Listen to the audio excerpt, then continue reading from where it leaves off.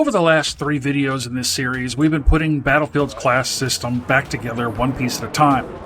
Assault creates momentum by pushing the engagement forward.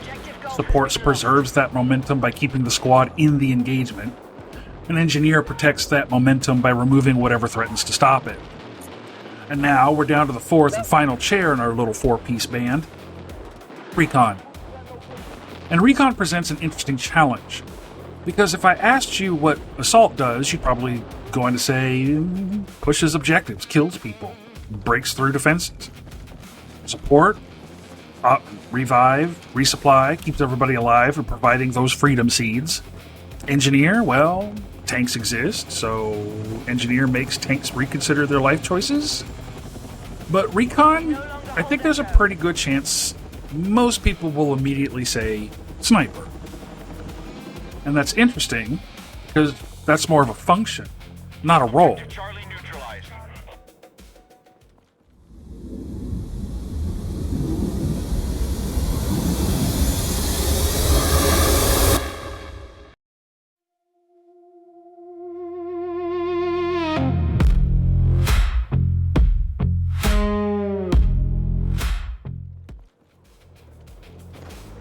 So, today we're finishing this 4-part experiment by asking the same question we've asked about every other class. What is Recon actually supposed to do? And more importantly, if you're sitting on a hill shooting people from 400 meters away and that's all you're doing, are you actually playing Recon? Or are you just sniping? And we're following the exact same premise we've used throughout this series. This is not a guide. I'm not going to tell you what the best sniper rifle is, what scope you should use, where you should sit, what attachments give you the greatest bullet velocity, or how many millimeters above somebody's forehead you need to aim from 3 zip codes away. We're talking about the role, because this entire series has been based on one basic idea. Every Battlefield class exists because no single soldier can do everything. And after the 3 episodes we've established, Assault creates the opening for the squad to go through, Support keeps the people alive to use that opening, and Engineer removes the mechanical problems that may hinder going through that opening. But there's still one final hurdle. How does everybody know where to go?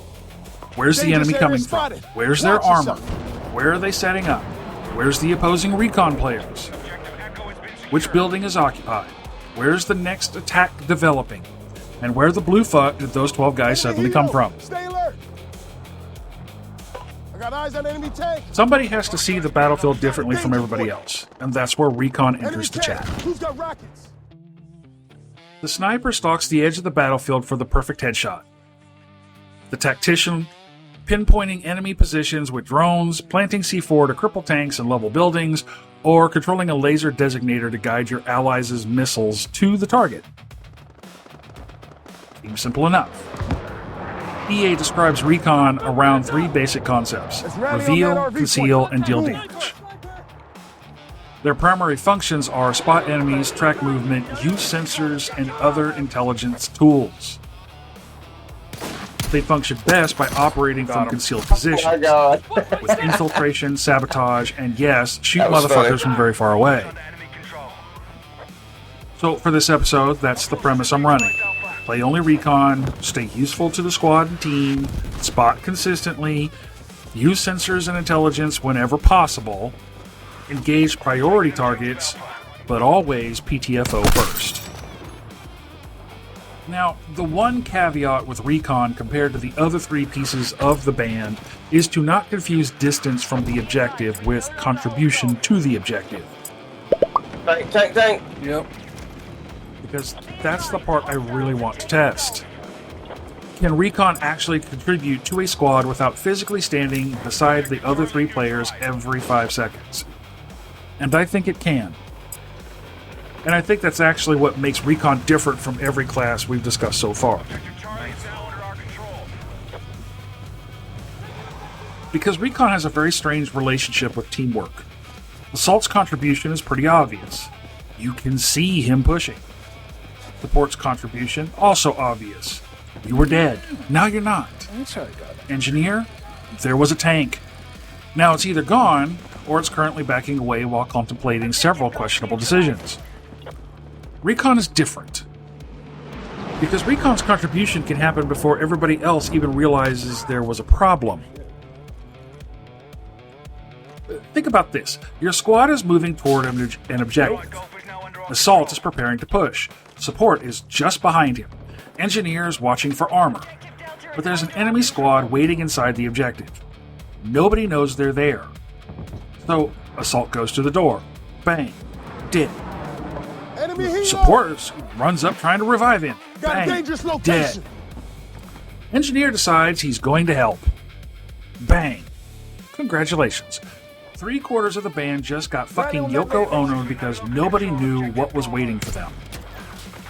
But what happens if Recon identifies those players first? Now Assault knows which entrance might be a no-go. Support knows where the threat is before attempting the revive. Engineer knows whether he can move up safely or not. And everybody else approaching that objective has information they didn't have 5 seconds ago. Recon didn't kill anybody, didn't revive anybody, didn't even destroy anything. But Recon changed everybody else's decisions. That's the role. We've lost control of Bravo. Recon directs the momentum. Because information determines whether the rest of the squad can apply everything they do. Now this is where we get into some nuance here.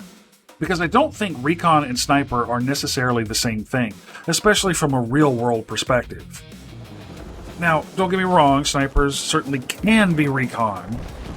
Battlefield clearly pairs Recon with Sniper rifles for a reason. Well, marksman rifles anyway. Recon gets benefits specifically designed around precision shooting, and a good sniper can absolutely change a match. Huh? You kill the support player reviving everybody? Well, that's useful. You remove the engineer repairing that tank? Also useful. You take out the opposing sniper watching the objective? He's behind me. Sniping is always useful. You kill the guy on the mounted weapon preventing Assault from moving. Very fucking useful. That's Recon supporting the battle from a distance. That's funny. But here's the other side. You're 350 meters away. You've got a beautiful little sniper nest. You've got your Capri Sun. You've got some snacks. Maybe a little Yeti cooler if you're feeling fancy. You've apparently signed a 6-month lease on that fucking hill. And you're shooting whatever happens to wander into your scope. Are these kills helping anything? I mean, besides your KD ratio? Besides bleeding the random ticket from the opposing team? Because we've already had this exact conversation with Assault. Kills aren't automatically useless. That's ridiculous. The question is, what did the kill accomplish? If Recon kills somebody threatening the objective, that matters. If Recon spots an approaching squad before they flank your team, that also matters. If Recon identifies armor so Engineer can respond, again, that matters. Did he keep dying from a grenade? If Recon removes the enemy support who's keeping an entire defensive position alive, well, you guessed it, it matters. But if you're killing random players nowhere near anything important while the objective behind you is being captured, well, congratulations, you're an excellent marksman, but I'm not convinced you're doing reconnaissance, let alone living up to your full potential, nor are you performing your full job description. We got company. And I know somebody is going to hear all this and say, but Hannibal, Recon is supposed to stay back. Recon is sniping. Recon is for headshots. Sometimes. Maybe. Perhaps. Those are some of the strengths of the class. Recon doesn't necessarily need to occupy the same physical space as everybody else to contribute. In fact, sometimes Recon probably shouldn't. Because distance creates perspective. You can see things Assault can't. You can watch angles Support can't. You can identify threats the Engineer doesn't even know exists yet. Those are all advantages. But distance can also become Recon's biggest weakness. Because the further you get from the engagement, the easier it becomes to disconnect yourself from why the fight is happening in the first place. There's a difference between I'm positioned back here because this gives me visibility over the objective, and I'm positioned back here because nobody can shoot me and I want to work on my sniper skills. They may look identical on the map. They are not the same decision, though. One is using distance for the team, the other is using the team as background scenery for your own game. And that is where I think Recon gets misunderstood. Another weakness for the Recon class is in regards to keeping your distance is being discovered by the opposing team and getting obliterated. Unless there's a support player nearby, you're not in much of a position for a revive, let alone a resupply. When Recon is actually doing its job, holy shit, this class makes everybody else's life easier. You can identify infantry before they engage your squad. Spot armor before it rolls into the objective. Watch approaches nobody else has time to see. Expose defensive positions. Identify priority targets. Hell, you can even provide intelligence from angles where the rest of your squad would have to expose themselves just to see what's happening. And depending on how you're playing Recon, you can infiltrate, sabotage, and generally become a giant pain in the ass to the opposing team. Recon gives the squad something none of the other three classes really specialize in. Awareness. And awareness creates options. If I know 6 people are waiting behind the wall, maybe I don't go through that door. If engineer knows where the tank is, he can position for it. If support knows where the machine gunner is, maybe he doesn't attempt the revive just yet, even with the mobile shield or smokes. If assault knows where the defensive line is weakest, that's probably where we're fucking going. Recon makes everybody smarter, assuming, they actually look at the information. Can't fix everything. But Recon also has what I think might be the easiest role in Battlefield to play badly while convincing yourself you're playing it correctly. Because the scoreboard will happily validate you. You can have a positive KD, long-range kills, headshots, a nice streak, maybe some impressive Battlefield moments, and still have almost no influence whatsoever over what's happening on the objective. That's precarious. It was at this moment that he knew. He fucked up. Because with support, failure is obvious. People are lying dead around you.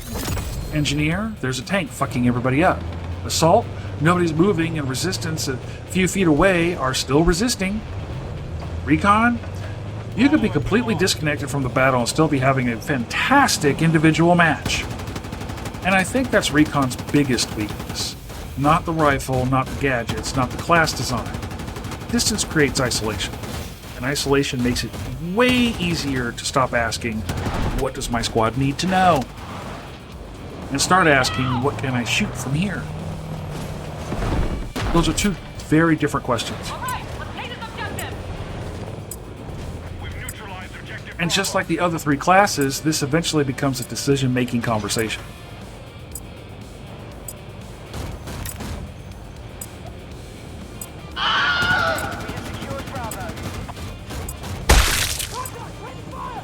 Imagine you're watching an objective. You see 2 enemy players. One is running across an open field. Easy shot, right? The other is moving towards your squad's flank. Who do you shoot first? Maybe the easy target gets you the kill, but the other guy's about to kill support. Or maybe you see an engineer repairing a tank while another infantry player is standing completely exposed. Who's more valuable? Or you're scoped in on somebody 300 meters away and your motion sensor just revealed enemies moving towards your objective. Do you keep chasing the guy in your scope, or do you shift your attention to the threat that actually matters? How about spotting? You got a line of sight over half the battlefield. Do you simply hunt for heads? Or are you painting targets for everybody else? Because every spot potentially changes somebody else's decision, and that's something I don't think gets enough credit. Maybe you never fire a shot at the lonely player standing by a tank, but engineer sees it, Maybe you don't kill the infantry moving towards the objective, but assault does. Maybe you don't stop the flank, but support knows not to run into it. You provided the information, they provided the solution. Again, teamwork. And sure, there's some really good players out there who can juggle multiple things at the same time. They can spot and kill. But that's not the point I'm trying to make here. We're talking about the teamwork in a squad, fellas, not guitar solo performances. And now, we finally have all 4 pieces. Assault creates momentum, support preserves it, engineers protect it, recon directs it. And look at what happens when you actually put these 4 ideas together. Recon identifies the defensive position, assault attacks the weak point, support keeps assault and everybody following him alive. Enemy armor responds, so the engineer deals with the armor. Recon spots the counterattack, assault adjusts, support keeps everybody supplied. Engineer keeps friendly armors operating, recon keeps feeding information into the entire fucking machine. That's not 4 independent classes, that's a system. Each role makes the next role more effective, and that's the point I've been trying to get to throughout this series. Because Battlefield gives you enormous freedom inside these classes. Assault doesn't have to push, support doesn't have to revive, engineer doesn't have to attack vehicles, recon doesn't have to provide intelligence. Nobody's forcing you. You can pick whatever class you want and spend the entire match doing whatever the hell you want. But if everybody does that, we're back to those 4 weirdos playing different songs on the same stage. Assault is playing rock and roll, support shows up to play hip-hop, engineer is throwing down some country music, and recon is sitting 400 meters away claiming he's technically still part of the band. No. The band works because everybody's listening to everybody else. And recon might actually be the class doing the most listening. Because recon's entire purpose is understanding what is happening around everybody else. So, here's the unpopular question for recon players. What are you looking for when you look through the scope? A kill or information? Because sometimes they're the same thing. Sometimes the guy you spot is exactly the guy you need to shoot. But sometimes they're not. And that's where the whole role becomes more than just sniping. You're not necessarily there to get the most kills. You're there to make sure the right people die. The right threats get exposed, the right movements get noticed, the right positions are identified. And the rest of your squad doesn't walk blindly into something you could already see coming. That's recon. The rifle is simply one of the ways you act on that information. So now we've played all 4 classes under the same basic premise. Not what can this class do, but what does this class provide that the squad needs? Assault provides initiative. We're going there. Support provides endurance. I'm keeping us alive while we get there. Engineer provides protection from mechanical threats. I'm removing the shit saying we can't go there. And recon? Well, recon provides awareness. Here's what we're dealing with when we get there. That's the 4-man band. Not 4 players standing next to each other. Not 4 different icons. Not 4 different loadouts. 4 people solving 4 different problems for each other. And when everybody does that, Battlefield feels completely different.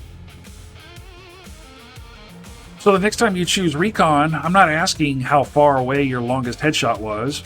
I'm not asking what sniper rifle you were using. I'm not even asking how many kills you got. I'm asking, did your squad know more because you were there? Because if they did, you were probably playing recon. And if they didn't, well, maybe you were just sniping. And that's it. All 4 chairs are officially filled. Assault, support, engineer, recon. 4 classes. 4 different jobs. And 4 different ways of affecting the same objective. Now I want to turn this over to the recon players because I suspect this class might generate the most disagreement of the entire series. What do you consider recon's primary responsibility? Is it long-range precision, spotting and intelligence, counter-sniping, infiltration and sabotage, some combination of all of the above? And more importantly, what's the line between being a useful sniper and being a sniper who's basically playing his own private match somewhere in fucking Nebraska? Let me know in the comments below. And don't forget to check out this month's Veteran Spotlight in the video description. I would very much appreciate it. Until the next one, out.